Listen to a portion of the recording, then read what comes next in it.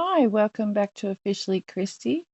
We're up to story number 5, and this story is called Then I Found Alcohol. What a Discovery. So, if it's your first time to this channel, welcome. If it's welcoming you back, welcome back. And if you haven't already, like, share, and subscribe for access to future stories. We're about the journey of recovery and regaining our sanity. So, let's get into the story. Then I found alcohol. What a discovery. By the end of my drinking at age 32, I didn't look too bad, at least on the outside. I had a lovely wife and 2 kids. We owned a nice house and I drove a nice car. But on the inside, I was a complete mess. I was unable to hold down a job or even get casual work was becoming increasingly difficult. The house and the car were provided by a mountain of debt, and my wife was working 2 jobs. My biggest problems were inside my head: self-hatred, acute self-consciousness, fear, shame, and contentious dread and impending calamity. Once upon a time, these problems wouldn't have bothered me. If I began to worry about them, I'd just take a drink and magically they would disappear. But eventually I reached a stage where the alcohol provided very little relief from the pain and fear. The magic escape hatch had closed. It was so different from the early days of my drinking. I think I was a pretty ordinary sort of kid, not a lot of confidence, but reasonably bright and friendly. Then I found alcohol. With alcohol, I had boundless confidence. I became loud and jovial and found everything and everyone great fun. I was what some people described as a plateau drinker. I didn't need to wipe myself out each time I drank. I just needed enough to get on a high, and then I'd coast along until I went to bed. For several years, there were a few problems apart from hangovers. The first problem that emerged was that I became dependent on alcohol to get me to go to sleep at night. If I didn't have a drink last thing at night, it was very difficult to go to sleep. I would toss and turn and feel terribly uncomfortable. A little nightcap always worked its magic. The next problem to occur were the shakes. This started just as a slight tremor in the mornings, but then someone noticed it and said, "Gee, you must have been on the grog last night." I was terribly embarrassed by this remark, and from then on tried hard to stop my hand from shaking. The trouble is, the harder you try to stop them shaking, the worse they shake. If I had to sign something in front of people, my hands would have gone out of complete control. I couldn't even hold a pen. By the age of 26, it had become seriously impediment of my normal life. It was really freaky. I was studying biochemistry at the time. I came up with a great explanation for the problem. It was because I smoked too much. It was due to the nicotine. I'd worked out this marvelous set of equations, how nicotinamide and disulfide phosphate reaches this, and then it reduces the level of adenosine triphosphate, and blah, blah, blah. It made me feel so much more comfortable. I never showed the set of equations to anyone else because deep down I knew it was all nonsense. At a semi-conscious level, I knew that alcohol was responsible for my problems, but that was the idea that I'd kept on a lid on very firmly. The idea that cigarettes were the cause of my madness in my life was much less threatening. I remember one time when I went to work and there was a young English secretary who was leaving and returning to England. She'd needed a reference signed, and there was no one else in the office that day that could sign it except for me. Soon as I walked into the door, she shoved the reference and a pen under my nose. I quickly made an excuse. I had to make an urgent phone call first, and dashed upstairs to my office. Every now and then she'd call out, "Can you sign it now?" I made some fake phone calls and tried to sound really busy. I paced up and down in a state of absolute panic. What was going on? How was it that a sensible fellow like me was reduced to a shivering, nervous wreck? This woman was leaving the country. I would never see her again. What was I so scared of? It was crazy. Finally, I had to face the truth. The only way I could sign the reference was if I could get a drink. How could I do that? She was sitting near the office entrance. So, with the resourcefulness of the alcoholic, I climbed out of my office window, shimmied down the drain pipe to the ground, crawled along underneath the window on my hands and knees, and climbed over the back fence. Then I dashed up to the pub, ordered a schooner of beer. The barman plonked it down in front of me. I just stared at it. You see, by this time, I was in such a state I realised that I was shaking so hard I couldn't pick it up. I put both hands around it and gingerly tried to lift it up. Bzzz.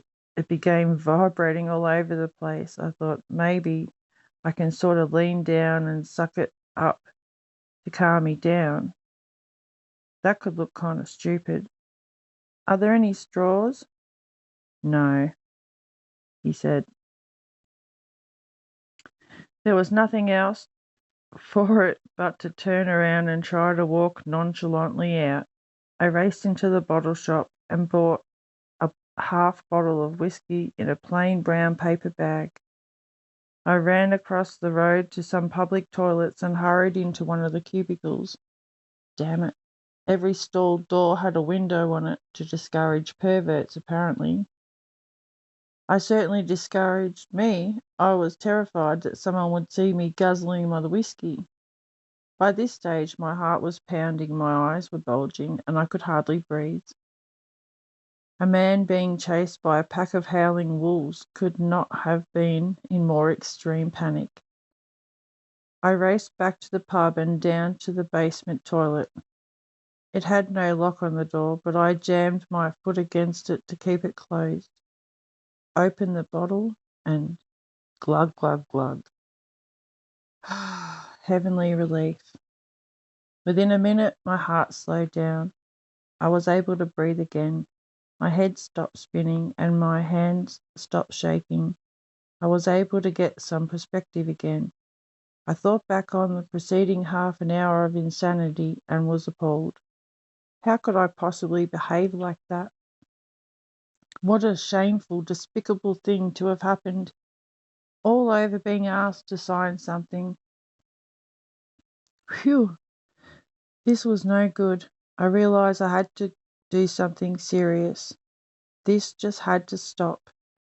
Then and there I made the decision. I just had to give up smoking. That was about 5 or 6 years before I finally allowed the thought that alcohol was the real problem to come fully into my consciousness.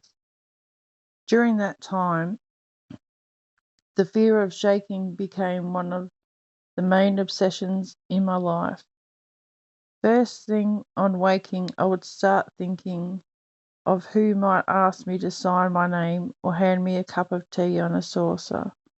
I had to plan every part of my day around when I could have a drink and mix with people safely. It wasn't long before I concluded that the only sensible thing to do was get reasonably sozzled first thing in the morning, and then it didn't matter when someone asked me to sign anything. My hands were always steady and up to task. So, I entered that stage where there was no part of my life that wasn't affected by alcohol. I spiraled further and further into misery and fear to the point where alcohol dulled the panic, but not the pain and the shame. I remember the last party I went to as a drunk. I sat in the corner, acutely self-conscious and uptight. I felt that everybody was sneering at me, so to make me feel a little less bad, I mentally sneered back at them. Look at that idiot, I thought. What a phony. He'd have to be, and get a load of the laugh on that silly bitch. Sheesh, who'd wear a dress like that? And this was a room full of my best friends. I was lucky to be steered into AA by a friend. I was sure I didn't need it, but he talked me into it by saying things like, well, of course, you're much smarter than those people in AA, but you never know. You might pick up a few tips about controlling your drinking. If he had told me that any benefit I'd get from AA would only come if I stopped drinking, I would never have gone. But I did go, and I was fascinated. Here were all these people who were talking about and laughing about all the things that I spent every waking moment trying to hide. They laughed about getting the shakes and having to hide the grog and having to lie all the time. They told funny stories about stealing money and drinking out of half-empty beer cans with cigarette butts in them, and difficulties of getting rid of all the empties. I had no idea other people experienced these things. I thought it was only me. I didn't get sober from my first meeting. It took me well over a year. At first, I was a boundary rider. I came in after the meeting started and left the moment they ended. If I mistimed things and got stuck talking to people, I made sure it was only to the people who are a week or two sober. Talking to someone with years of sobriety seemed too humiliating. But slowly I came out of my shell. I overcame my fear of joining a group and even of asking a guy to be my sponsor. That has to be very hard to do. I was sure he wouldn't want to be involved with a dill like me. I even rehearsed what to say when he knocked me back. Yeah, well, I didn't really want you as a sponsor. I just wanted you to say that I'd finally plucked up the courage. And I asked him. He said, sure, happy to be a sponsor. So there I was. I had a sponsor. I was getting to a lot of meetings and I belonged to a group. I phoned other members and read lots of literature, but I still couldn't get sober. The longest I could go for was a week or two. I could sit in a meeting, listen carefully, being a good little AA member, and then the thought would pop into my head. Roger and Carol are coming over for dinner on Friday night. What the hell? I'll have to drink. Just to be sociable. Just one night. It can't do any harm. Just one night off the being good. Well, of course, I'd still be drinking on Sunday night, vaguely aware of how stupid I'd been. Then on Monday morning I'd phone my sponsor, wincing from the expectation that he'd finally lose patience with me and hang up in my ear. But he never did. He just patiently said, we find that people who keep busting like this haven't taken that first step. Geez, he was like a parrot about that first step. Of course I'd done it. It was perfectly straightforward. It was only the other 12 simple words. How stupid would you have to be not to understand it? I even went around explaining it to newcomers who had less time in AA than I had. I didn't realise then and there could be a whole different level of understanding that would release me from my obsession with alcohol. Then one day I was sitting in a group session run by a psychologist at a detox centre. I said something along the lines of, when it comes to alcohol, I'm hopelessly weak. But my psychologist corrected me. No, he said, you're not weak when it comes to alcohol. You're incredibly strong. When you want to drink, nothing gets in your way. Not your wife, not your kids, not your job, not even your lack of money. When you want a drink, you get one no matter what. And that hit me like a bolt out of the blue. It was true. My desire for a drink was an irresistible force. It satisfied something deep inside of me. I wasn't weak when it came to alcohol, only when it came to not having alcohol. Alcohol was so important to me that I really had no sincere desire to go without it. How could I have not seen this before? How could I have missed such an obvious fact?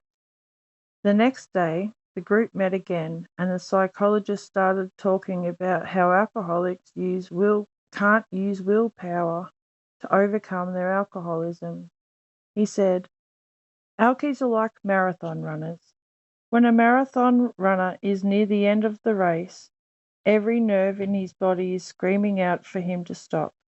But willpower, which is actually just the ability to concentrate, can keep him going by focusing on the finishing line. Alkies can do the same, for a while at least, but every nerve in their body is screaming out for a drink. They can concentrate on their need to stay sober, but marathon runners can't run forever. Eventually, their concentration falters and they collapse in a heap." This psychologist said to me that at the same with alcoholics, the moment they lose concentration, ever present, deep seated will to drink is there ready to do its work. Suddenly, I could see that this was true. I couldn't stop myself from drinking. That was what the powerless meant. It didn't matter how many promises that I made, how hard I was gritting my teeth or clenching my fists. I couldn't do it. Simple as that. I'd been beaten. The first step had finally got through to me, and I realised it was true at the whole new level of understanding. That was 28 years ago, and the obsession with alcohol hasn't come back in all that time.